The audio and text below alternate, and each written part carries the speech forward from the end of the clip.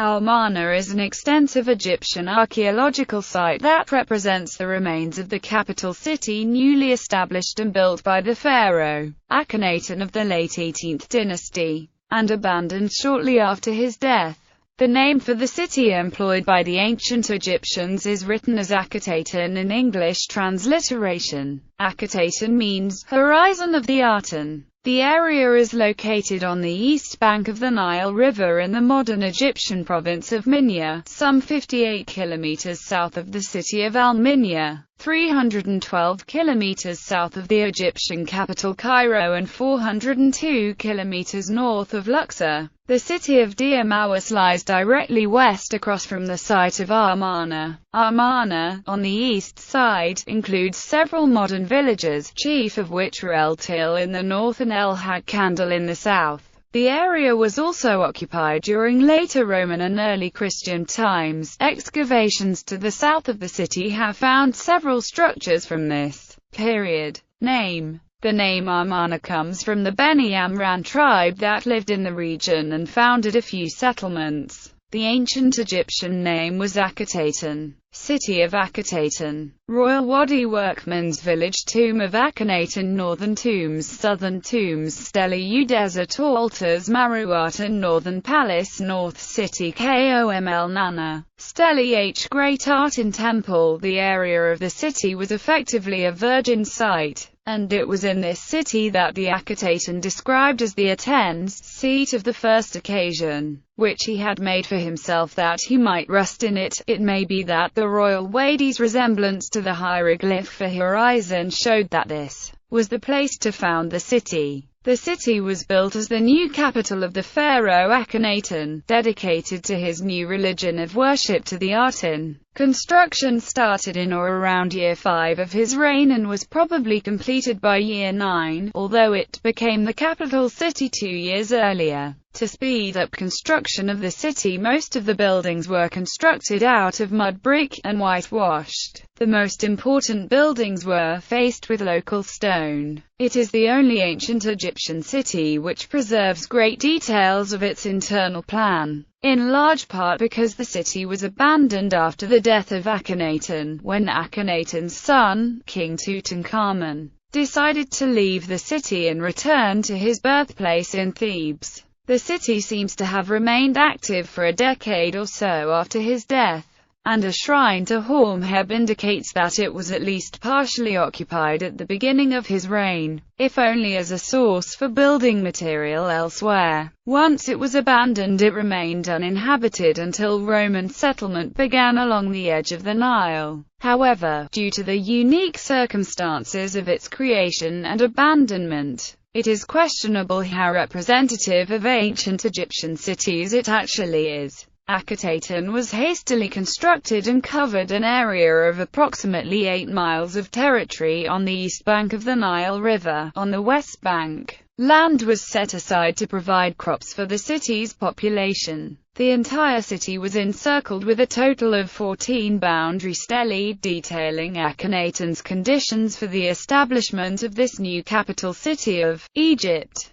The earliest dated stela from Akhenaten's new city is known to be Boundary Stela K, which is dated to year 5, IV Peret, day 13 of Akhenaten's reign. It preserves an account of Akhenaten's foundation of this city. The document records the pharaoh's wish to have several temples of the Aten to be erected here, for several royal tombs to be created in the eastern hills of Akhetaten for himself, his chief wife Nefertiti and his eldest daughter Meriteten, as well as his explicit command that when he was dead, he would be brought back to Akhetaten for burial. Boundary Stela K introduces a description of the events that were being celebrated at Akhetaten. His Majesty mounted a great chariot of electrum, like the Aten when he rises on the horizon and fills the land with his love, and took a goodly road to Akhetaten, the place of origin, which the Aten had created for himself that he might be happy therein. It was his son Waranra, i.e., Akhenaten, who founded it for him as his monument when his father commanded him to make it.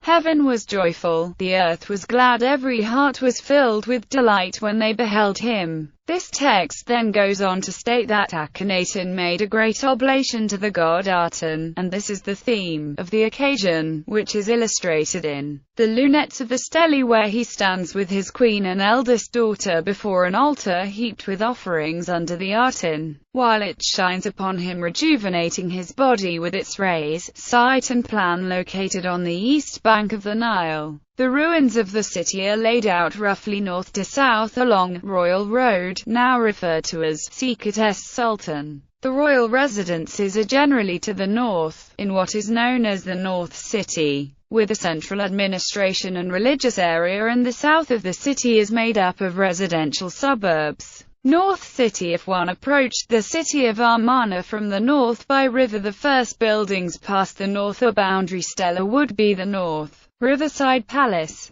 This building ran all the way up to the waterfront and was likely the main residence of the royal family. Located within the North City area is the Northern Palace, the main residence of the royal family. Between this and the central city, the northern suburb was initially a prosperous area with large houses. But the house size decreased and became poorer the further from the road they were. Central City. Most of the important ceremonial and administrative buildings were located in the Central City. Here the Great Temple of the Aten and the Small Aten Temple were used for religious functions, and between these the Great Royal Palace and Royal Residence were the ceremonial residence of the king and royal family, and were linked by a bridge or ramp. Located behind the royal residence was the Bureau of Correspondence of Pharaoh, where the Amarna letters were found. This area was probably the first area to be completed, and had at least 2 phases of construction. Southern suburbs. To the south of the city was the area now referred to as the southern suburbs. It contained the estates of many of the city's powerful nobles, including Nakht-Paten, Ranefer, Panahezi and Ramos. This area also held the studio of the sculptor Thutmose, where the famous bust of Nefertiti was found in 1912. Further to the south of the city was Koml Nana, an enclosure, usually referred to as a sunshade, and was probably built as a sun temple. And then the Maruatan, which was a palace or sun temple originally thought to have been constructed for Akhenaten's queen Kia. But on her death her name and images were altered to those of Meritaten, his daughter. City outskirts surrounding the city and marking its extent. The boundary stele describing the founding of the city are a primary source of information about it. Away from the city, Akhenaten's royal necropolis was started in a narrow valley to the east of the city, hidden in the cliffs. Only one tomb was completed, and was used by an unnamed royal wife, and Akhenaten's tomb was hastily used to hold him and likely make Etaten, his second daughter. In the cliffs to the north and south of the royal wadi, the nobles of the city constructed their tombs. See also Workman's Village, Amarna. Life in ancient Amarna, Akhenaten. Much of what is known about Amarna's founding is due to the preservation of a series of official boundary stelae ringing the perimeter of the city. These are cut into the cliffs on both sides of the Nile and record the events of Akhenaten from founding to just before its fall. To make the move from Thebes to Amarna, Akhenaten needed the support of the military. One of Akhenaten's principal advisors, exercised great influence in this area because his father Yuya had been an important military leader.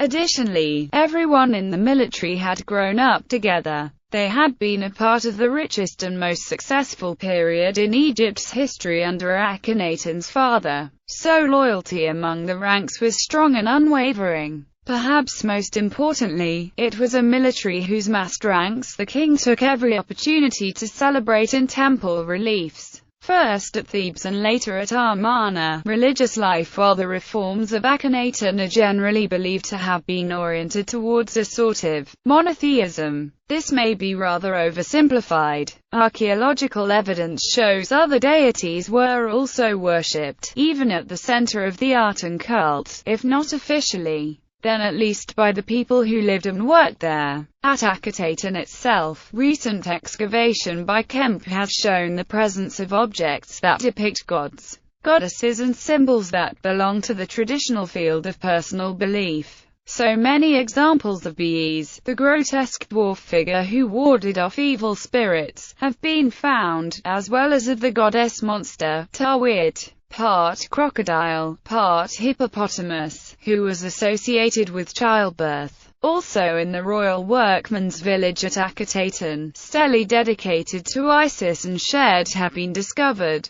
Amarna art style. The Amarna art style broke with long-established Egyptian conventions. Unlike the strict idealistic formalism of previous Egyptian art, it depicted its subjects more realistically. These included informal scenes, such as intimate portrayals of affection within the royal family or playing with their children, and no longer portrayed women as lighter colored than men. The art also had a realism that sometimes borders on caricature. While the worship of art and was later referred to as the Amarna heresy and suppressed, this art had a more lasting legacy, rediscovery and excavation. The first Western mention of the city was made in 1714 by Claude Sicard, a French Jesuit priest who was traveling through the Nile Valley, and described the boundary stela from Amarna. As with much of Egypt, it was visited by Napoleon's corps de savants in 1798–1799, who prepared the first detailed map of Amarna, which was subsequently published in Description de l'Égypte between 1821 and 1830. After this, European exploration continued in 1824 when Sir John Gardner Wilkinson explored and mapped the city remains. The copyist Robert Hay and his surveyor G. Larver visited the locality and uncovered several of the southern tombs from sand drifts, recording the reliefs in 1833. The copies made by Hay and Larver languish largely unpublished in the British Library, where an ongoing project to identify their locations is underway. The Prussian expedition led by Richard Lepsius visited the site in 1843 and 1845, and recorded the visible monuments and topography of Amarna in two separate visits over a total of 12 days, using drawings and paper squeezes. The results were ultimately published in Denkmäler aus Ägypten und Äthiopien between 1849 to 1913, including an improved map of the city.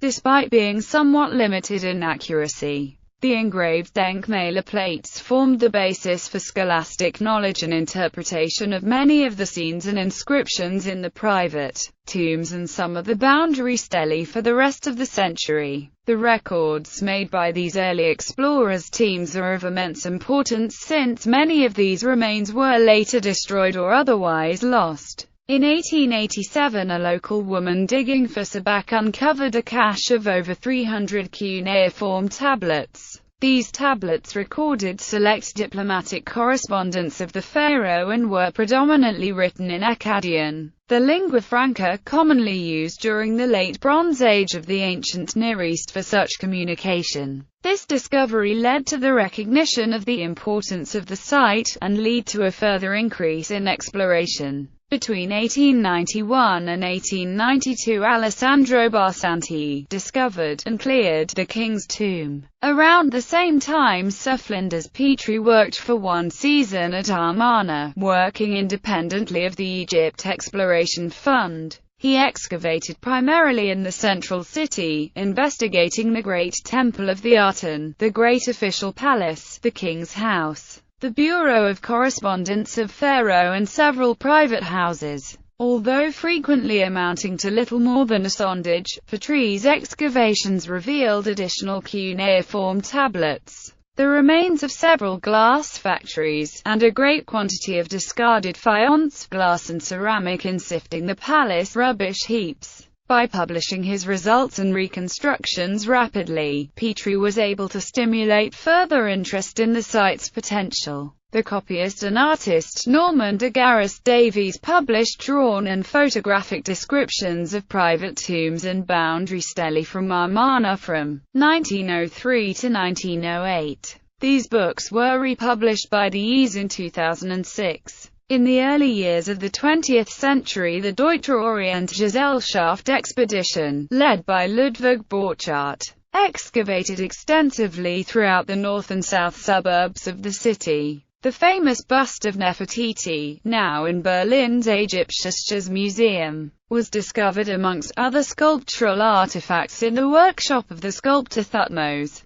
The outbreak of the First World War in August 1914 terminated the German excavations. From 1921 to 1936, an Egypt Exploration Society expedition returned to excavation at Amarna under the direction of T.E. Peat, Sir Leonard Woolley, Henry Frankfurt, Stephen Glanville and John Pendlebury. The renewed investigations were focused on religious and royal structures. During the 1960s, the Egyptian Antiquities Organization undertook a number of excavations at Amarna. Exploration of the city continues to the present, currently under the direction of Barry Kemp under the auspices of the Egypt Exploration Society. In 1980, a separate expedition led by Geoffrey Martin described and copied the reliefs from the royal tomb, later publishing its findings together with objects thought to have come from the tomb. This work was published in 2 volumes by the Ease. In 2007, the continuing Ease exploration discovered a cemetery of private individuals, close to the southern tombs of the nobles.